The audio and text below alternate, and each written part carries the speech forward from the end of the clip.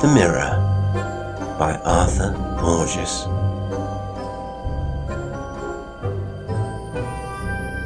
A magnificent old house, the agent said expansively. Just the thing for a large family, with taste. Not one of these ticky-tacky modern cracker boxes with no room to breathe.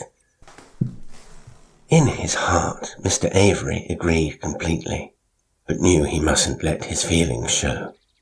Not if a bargain was to be made. So he tried to look shrewd and tight-fisted, much as a dormouse might counterfeit ferocity. His was not a poker face. It registered emotions quite similar to those that once flickered in contrasty muggings across the silent screen. He yearned for the huge house, all gingerbread, with its cornices, attics, and above all the 30 by 40 foot living room that boasted a 17-foot ceiling and a fireplace big enough for half a redwood tree. And there were 10 acres of brushy land, offering wonderful privacy. What a spot for the kids. With 5 of them, all active, outgoing, creative, and impulsive, just like Dad. Finding a suitable house was no simple matter. Yes, this one, almost hidden by towering, leafy oaks, was a prize. A lucky stroke. "It's not bad," he said cautiously, quite unaware that his soft brown eyes shone like beacons. "But after all, Mr. Das, the place has been shut up for over 30 years, and what with the stories, that would scare most customers off. Everybody isn't as free from superstition as I am, you know." "Nothing to all the talk," the agent assured him. "The owner just didn't care to rent or sell. He inherited the property at a fairly early age, but never lived there. Probably because it was too big for one person alone." "That's reasonable enough. One man in a 30-room house?" "Of course," he added quickly, seeing that a question was trembling on Avery's lips. "It needs some work, but that's why the ad called it a fixer-upper. A handyman will get a real bargain, whereas if we had to call in regular contractors..." Mr. Avery was not merely a dedicated do-it-yourselfer. He was a remarkably good one, having a knack for cabinet work, masonry, electrical outlets, and even plumbing. He looked forward with pleasant anticipation to the job of renovating the house. The family could stay in the old one, several hundred miles away, while he toiled in peace, making the nest ready for them. There was no need to consult Lottie. She knew his taste was impeccable, and that he definitely headed the family. Mr. Avery, in fact, often thought of himself as a modern paterfamilias in the Victorian tradition, and imposed the image rather successfully on his brood. He and the agent soon agreed on terms, with Doss giving a little, very graciously, and Avery yielding much more than necessary, but feeling no pain, so skillfully was he manipulated. There followed a period of intense and enjoyable activity on his part, as he began to put the old house in order. There were rotten boards and panels to be replaced, stairs that quivered at even a light tread, wallpaper to be hung, gallons of paint needed inside and out, and furniture, including suitable antiques, to be bought. Finally, there was the interesting puzzle of the mirror. This enormous installation was let into the wall above the fireplace, also a giant, intricately carved and decorated. For some reason, the glass had been covered with many brushstrokes of heavy black enamel. After 30 years of drying, the stuff refused to soften even under the most potent chemicals, and Avery was reduced to a kind of slow, tiresome scraping and chipping that made his wrists ache. He mentioned the mirror to the only man in town who remembered anything about the house, but learned little that was new. Instead, the fellow rehashed the story of the murders. "Nasty business," the old man said, delighted obviously to have a fresh victim. Carlton had a big family, 8 kids, but one was out that night. Anyhow, Carlton went nuts. He killed all of them, and then jumped out and up a window to the flagstones, and he died too. Son that was out, he come home, found them all dead. One's inside all chopped or torn to bits, they say.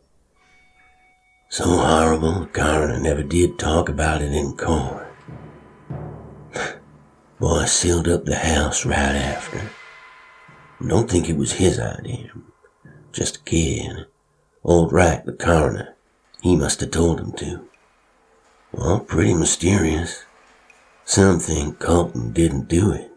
That house is haunted. He spat. Me? I wouldn't live there for $1 million. Did the coroner have the mirror painted over too? Dunno about that. Didn't know it was done. Painted over, you say?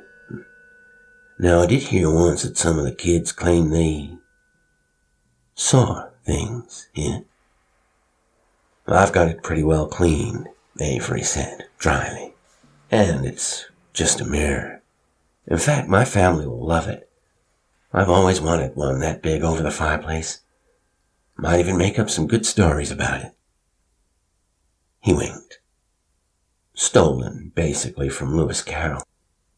The old man looked at him blankly, and Avery coughed. Maybe the guy would recognize a name like Herzog, or the spy who came in from the cold, but he wouldn't bet on that either. Probably the sports page was his limit. As Avery expected, his family was enthusiastic about the house. Even children brought up to be more worldly and cynical would have enjoyed exploring such a pile, with its many fascinating nooks, storerooms, attics, cupboards, and crawl spaces. Since they ranged in age from 5 to 13, the Avery kids were fully able to make the most of the place. They walked, ran, jumped, and climbed until they knew every inch of the house. There was only one disappointment. The mirror was still a mess. The lowest layers of paint were particularly resistant. They seemed to have been brushed on to form a grating with regular horizontal and vertical strokes. In time, of course, Avery would get the glass clear, but for the present there were more urgent matters requiring his attention.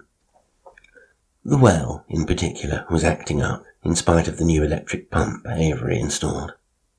Perhaps the casing had a leak. And water was certainly more important than the mirror. But the time did come, finally, when he could give the glass his full attention. And by using a heavier blade plus a steaming device, Avery removed the last of the black enamel. Although the mirror was obviously quite old, it gave a clear, undistorted reflection. With his family grouped around a blazing fire, Avery talked, with verve and imagination, about the looking-glass world to be seen, in part, over the mantel. To one side was an archway identical to their own, but they could see only part way into its shadowy depths. Mr. Avery's fancies, which owed so much to Carol, found an intent audience. Even his wife listened. The eldest boy, Larry, more science-minded at 13, showed less interest, until his father, with shrewd premeditation, raised the question, why are left and right interchanged, but not up and down? That puzzle kept Larry occupied for the rest of the tale. Janie, who was 8, had a complaint. The looking-glass room is just like ours, she pouted. Not really, her father said. You see the picture on the wall. In our room, the man's on the left. In there, he's on the right. Besides, he added quickly, aware that the distinction didn't impress her markedly. How could it at her age? We don't know what's in the rest of the house. Through the archway and in all the other rooms, they may be altogether different. And the ones who live there stay out of this room which we can see. He was too perceptive and intelligent to invent any unpleasant tenants. The worst was a fat, elfish creature named Nolfo, who robbed the refrigerator in the kitchen and could never be seen from this location. Once, during the story, Avery pretended to glimpse Nolfo peering through the arch, and Bill verified it, adding rather uneasily that the elf was small and hairy. But Bill was only 5 and not held to be a competent witness by his siblings. It was a charming tableau for a paterfamilias. The 5 children, all look-alikes in their dark hair and big brown eyes, but with different temperaments. Janie and Marcia were impish and apt to be challenging, while the 3 boys were more physical, taking Avery's logic as dependable even when the girls intuitively doubted. And Lottie, she belonged in the picture too, he felt. Almost a Victorian wife, meek, biddable, sweet, and yet no lightweight mentally. She knew many classics and played the piano like a concert artist. If only she didn't like Poulenc and some even more wild moderns so much. That didn't fit. Yes, he was a lucky fellow to have such a family. Father had been so taken with his first 3 grandchildren that he'd put a nice sum of money in trust, and now Avery didn't need to do much work as a lawyer. Lend the old family name to Winslow, Talcott and Avery, and show up at the office a few hours each week. "Where does Norfolk stay?" Brian demanded, standing close to the mirror. He was 10, and mature enough to act as babysitter for his juniors, a job usually ducked by Larry as unworthy of a 13-year-old. Both boys were strong and vigorous, and Larry owned a .22 which he could shoot with considerable skill. Any prowler who came looking for trouble while the parents were away might be in for a shock, Avery thought, looking approvingly at Brian's sturdy body and resolute, if rather bovine eyes. "Upstairs," he told his son. "Not that it's laid out just like ours. I rather think it isn't, but then we'll never know, will we?" "Maybe we could get through sometime," Janie suggested, half-heartedly. She wasn't at all sure at 8 that the mirror had another side facing a different world. Yet older people knew so many things kids hadn't learnt yet. How could one be sure Daddy was making it up? "It's possible, someday," Mr. Avery agreed, smiling. "Alice did, and she was a real girl, Alice Little." And when Larry, expecting this once to catch his father out, scoffed, he was shown, much to his annoyance, the facts in the encyclopedia. The squelch did wonders for Avery's status. The younger children would now just as soon doubt the next day's sunrise. "The story will be continued tomorrow," Mr. Avery said at 9:30. "Now it's bedtime. Except for Larry, he gets his extra half hour." "Well, not tomorrow, dear," Lottie reminded him. "We're going to the Randalls, remember?" "I forgot, confound it," he said, irritated. He enjoyed his role at the fireside, monarch of all he surveyed. The one allotted him in other homes was considerably less exalted, thanks to his dormouse appearance and total lack of interest in modern matters. And then he said crisply, "Larry will be in charge, and all of you must stay in the house. I don't want anybody outside when there are no neighbors handy, like in our old place. Anyhow, we'll be back by midnight. See that they're in bed at the usual time, son, and be there yourself before 11. Neither he nor his wife had any misgivings when they left the following evening. Although the house was isolated to a degree, the heavy doors locked, as did the windows. Larry was a manly fellow, and the 22 could be taken from the closet without his father's permission in an emergency. After dinner, previously prepared by their mother, the children gathered in the living room, where a nice fire burned. If they felt reluctant to run about the upper floors while alone, it was perfectly natural. By day, the children tended to split up into groups, pairs or even individuals, according to mood or type of play. But at night, even a courageous 13-year-old had no pressing business in the dark attics above. "Tell us about the looking-glass rooms," Bill lisped, "and the fat little boy with the funny name." Larry felt flattered. It was seldom they treated him so like a second father, but he doubted his capacity as a bard.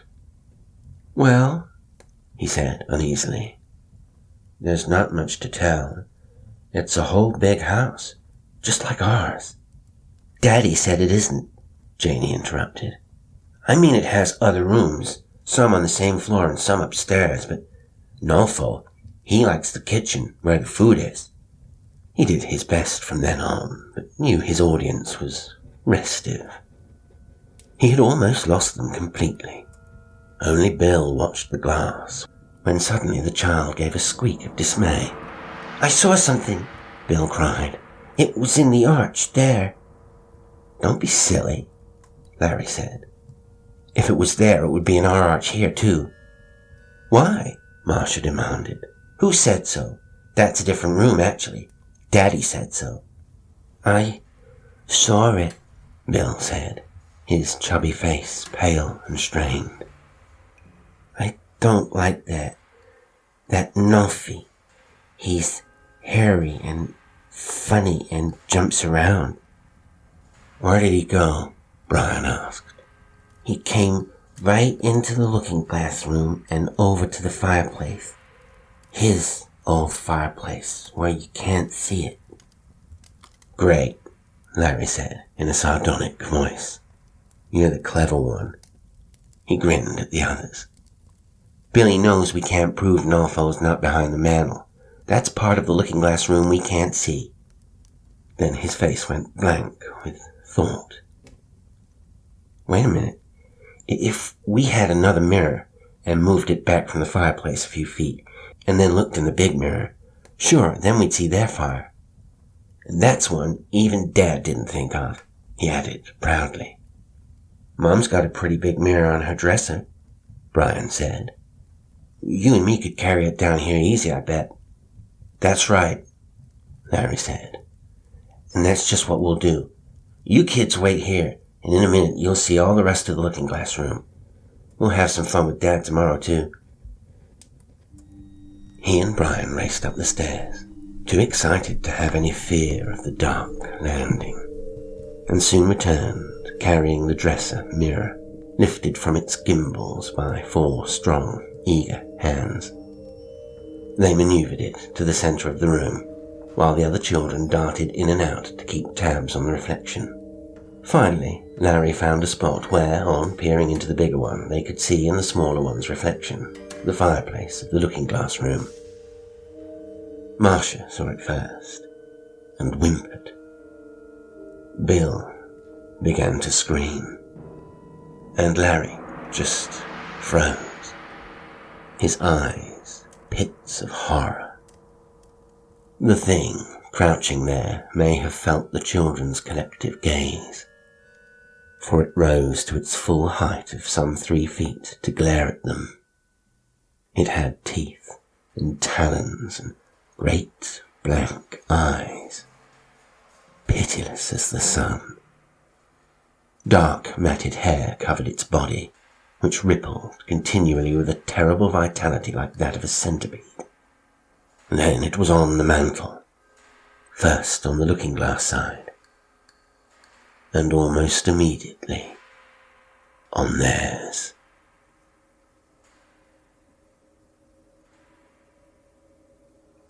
When the Averys came into the house at 11:40 and saw the living room, Lottie began to scream, shrill, toneless, repetitive notes that sounded like mechanical whistles. She kept them up for hours, even under heavy doses of morphine, and was silent only in death 2 days later. Mr. Avery looked at the remains of his children and knew that all but one were dead.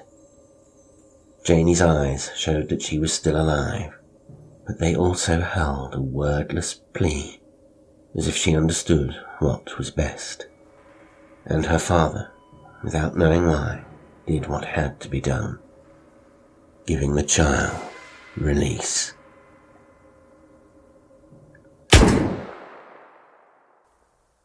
Only then did he begin to whimper in a high, quavering voice, nothing like his normal rich baritone. Later he was indicted for murder, but a vegetable cares little about such things. A Brink Realty Special. House for sale or lease. Owner will sacrifice. Ideal for large family.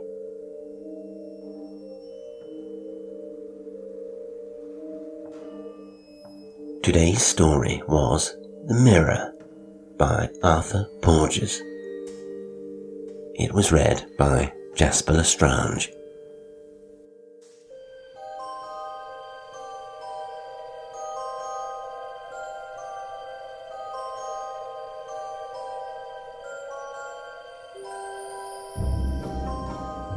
If you enjoy the show and would like to support me, there are several ways you can do so.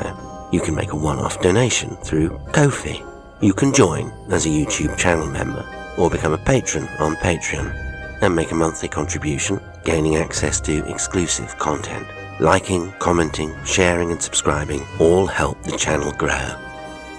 Thank you for listening, and until next time, sweet dreams.